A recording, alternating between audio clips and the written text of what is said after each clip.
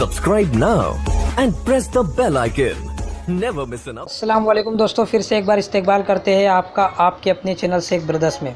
अगर चैनल पर नए हैं तो चैनल को कर दीजिए सब्सक्राइब, और अगर वीडियो आपको पसंद आती है या अच्छी लगती है तो वीडियो को लाइक करना बिल्कुल भी ना भूलें। साथ ही अपना राय देने के लिए, अपना सलाह मशवरा देने के लिए आप नीचे कमेंट कर सकते हैं। तो आज की इस वीडियो में हम बात करने वाले 2018 दिसंबर के पेपर की, जिसमें ज़बान 2 का हमने ज़िक्र किया है। शुरू करते हैं आज की वीडियो शुरू करने से पहले देखिए यहाँ पे आप ध्यान दीजिए कि ये इस वीडियो को शुरुआत से आखिर तक बिल्कुल देखना ना भूलें, जिससे आपकी समझने में इजाफ़ा होगा और आपकी समझ क्लियर होगी, जिससे आपको ज़्यादा नंबर लाने में कामयाबी हासिल होगी। तो चलिए पहला सवाल पढ़ते हैं कि भाई प्राइमरी स्कूल के तलबा में सुनने बोलने की महारत को उजागर करने के लिए दर्ज झेल में से मुफीद कौन सा तरीका मुफीद है, यानी मुफीद कौन सा तरीका है। प्राइमरी स्कूल की बात हो रही है, यहाँ पे सुनना और बोलने की महारत को उजागर करना है हमें, तो कौन सा तरीका मुफीद होगा। तो देख सकते हैं यहाँ पे नंबर 1 कहानी सुनाना और इमला करवाना, यानी कहानी सुनाने के साथ साथ उन्हें लिखवाना। दूसरा है नज़्म पढ़ाना और ज़बान का इस्तेमाल बताना। नंबर 3 रोल प्ले करना और खबर पढ़ाना या किरदार के ज़रिए बातचीत करना। तो यहाँ पे जो बिल्कुल सही जवाब होगा वो होगा किरदार के ज़रिए बातचीत करना, ताकि सुनने और बोलने की महारत में उजागर साबित हो कि किरदार के ज़रिए बातचीत करना ही सबसे ज़्यादा अहम है।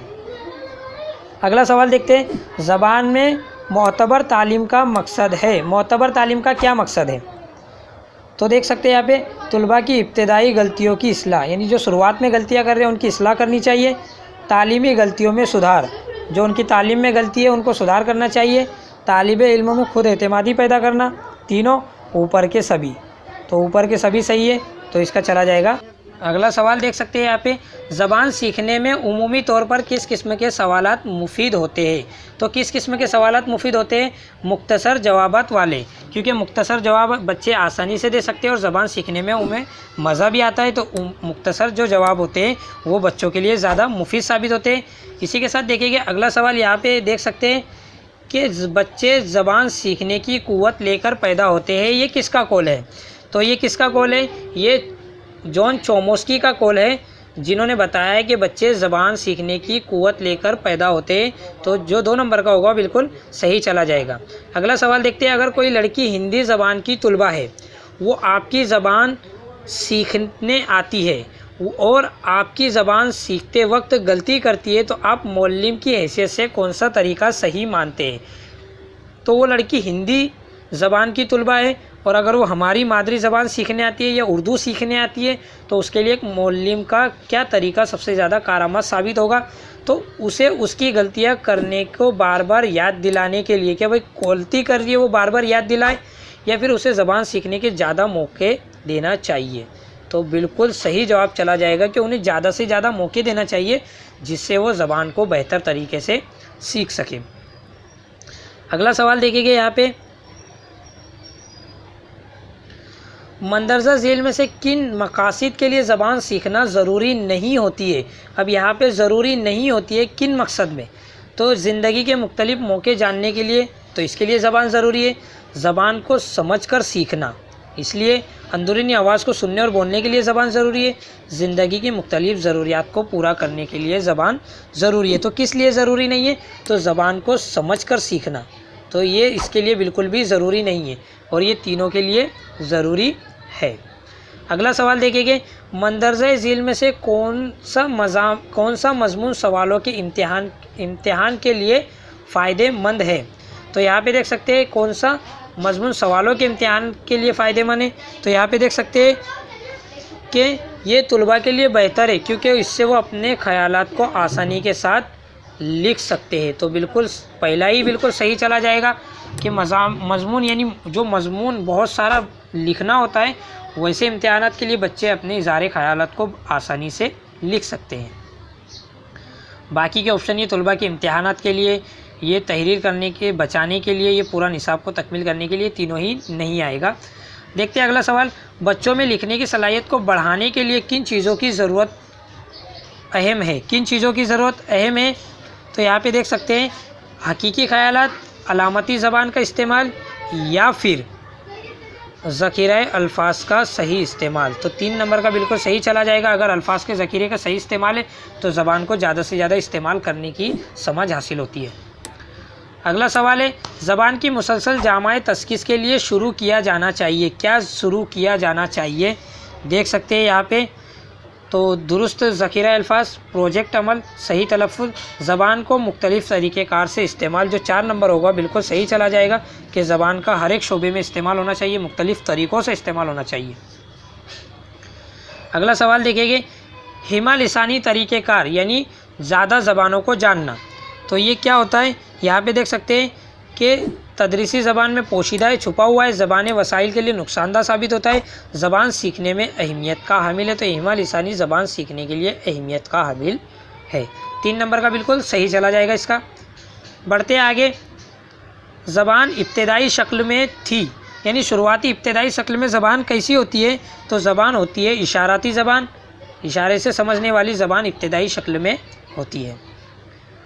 अगला सवाल देखेंगे, इब्तदाई सतह की तालीम में कहानी और नज़्म को किस हद तक ज़रूरी मानते हैं? इब्तदाई सतह में कहानी और नज़्म को किस हद तक ज़रूरी माना जा सकता है? वो मुफीद होनी चाहिए, नज़्म और कहानी का ज़ख़ीरा अल्फाज से भरपूर होनी चाहिए, या मुख्तलिफ़ शय के नामों और मिसालों की ज़बान से वजाहत होनी चाहिए, नज़्म और कहानी मशहूर तख्लीक़कार की होनी चाहिए।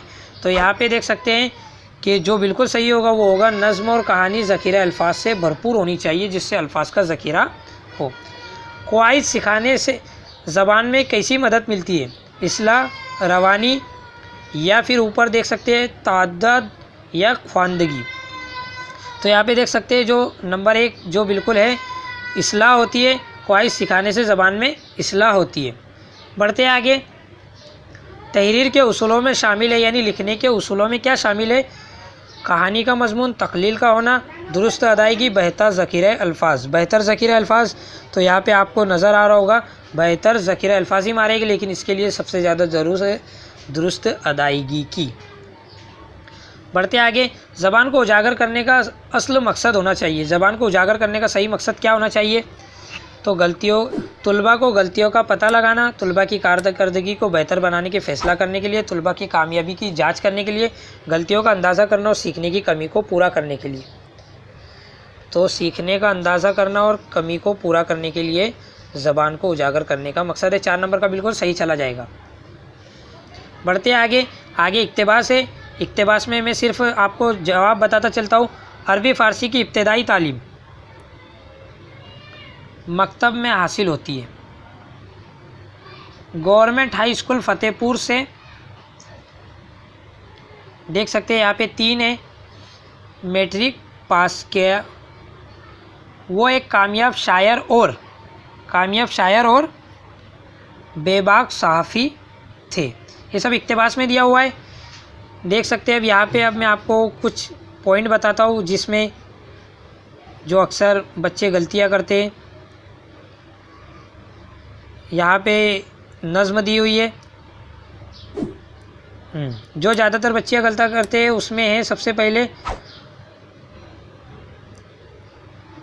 लास्ट के जो सवाल, आखिर के जो सवालात होते हैं उसमें ज़्यादा बच्चे गलतियाँ करते हैं, जिसमें मुल्क की जमा होती है मुमालिक। 3 नंबर का बिल्कुल सही चला जाएगा। पंख फेरों का मानी है। पंख फेरों का क्या मानी है? तो मानी है परिंदे, जो हमें शायरी इक्तिबास में देखने को मिल सकता है। बागात का वाहिद होगा बाग, क्योंकि बागात जमा है।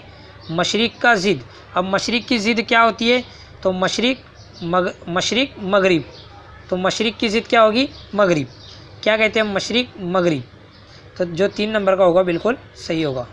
उम्मीद है वीडियो आपको पसंद आई होगी। वीडियो अगर पसंद आई है तो लाइक कीजिए, कमेंट कीजिए और हमारे चैनल को सब्सक्राइब करना बिल्कुल भी ना भूलें।